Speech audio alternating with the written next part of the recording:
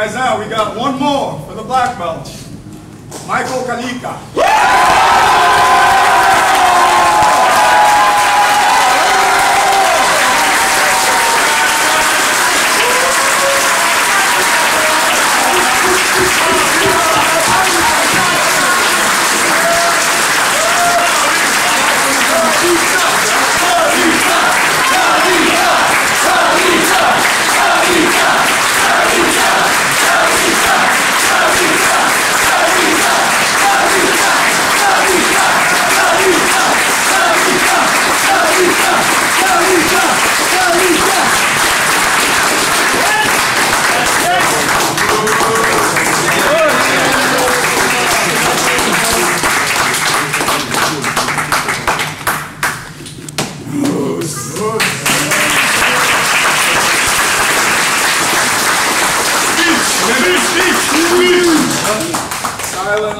I'll just say something for minutes, it's okay. So, first of all, this is more than a family to me. You know, if anybody would ask me what is jiu-jitsu to me, I would say family. Because I came in at 31, 32, I can't recall right now. And I remember the first day I called the school on 3rd Avenue, and Fabio picked up the phone.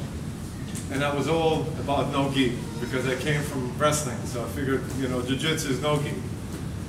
And Fabio picked up the phone and said, do you guys have a no-gi class? He said, yeah, we have a few, you know, no-gi classes, but this is jiu-jitsu, this is Brazilian jiu-jitsu school.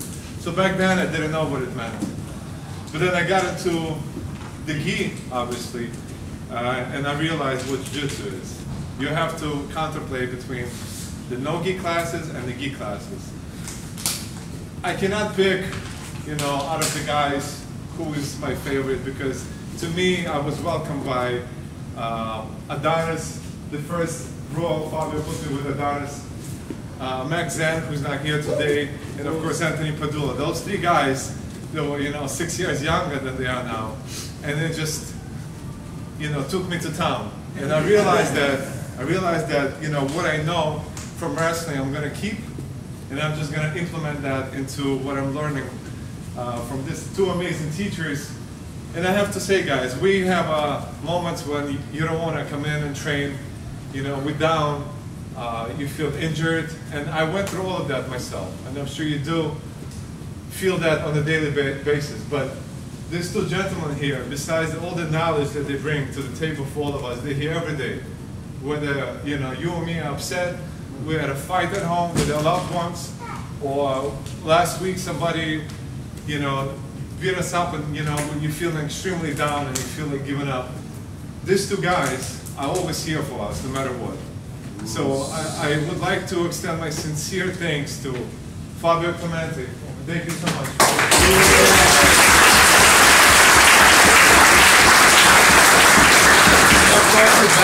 Babs, to me, you know, I was thinking the other day, how could I differentiate between those two gentlemen, you know? It's like having a mother and a father.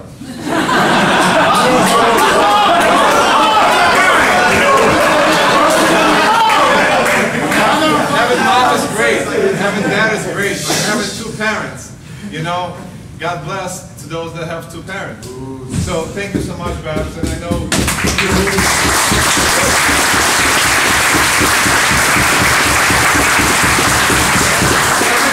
go compete, you know, sometimes, you know, we say that, you know, the team is behind you, and they are.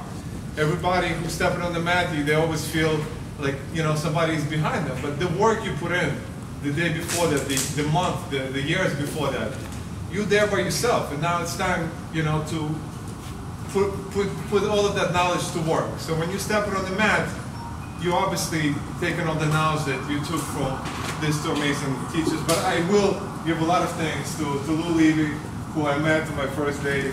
Obviously to Zata, and he welcomed me so much with open arms. Okay, I'll be very quick. Adonis, David Belafonte, you know, everybody, I'm not missing anybody out, but, you know, the Nadir. And of course Murat, I have to say, Murat. He told me, Mike, he said, how many days are you going to train? I always repeat that story. And I said, you know, I'll train as often as I can, you know. And he said, Mike, 2 days a week, they're just maintenance. And what it means is that if you go to home and you stuff in your face 10 o'clock in the evening before you go to bed with some unhealthy food, which is fine once in a while. But in order to succeed in this sport and in life in general, you need to maintain a healthy lifestyle because, in 10, 20 years, who knows, So he told me, you do everything that you got to do, but you train 3 times and more. That's improvement. And honestly, I remember that like it was yesterday. And I took it in, and I just embraced the guys. And thank you all very much. Max, Anthony, Mike Linda, one of my very close friends, and everybody that's here. I really appreciate it.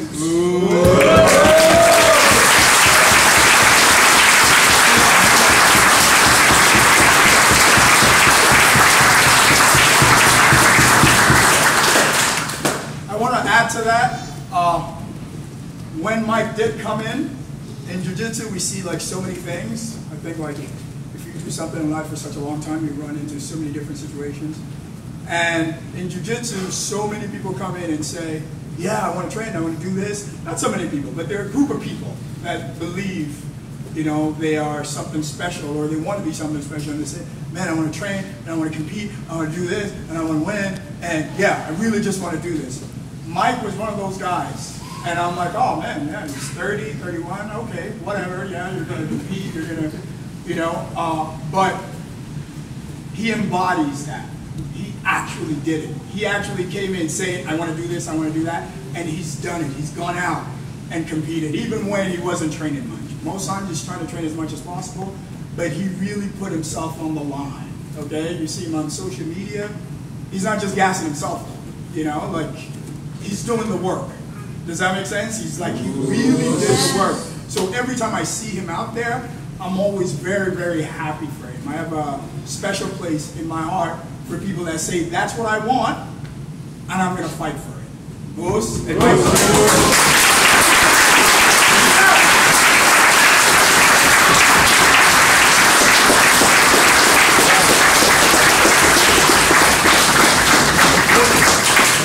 Le photo, then the turn.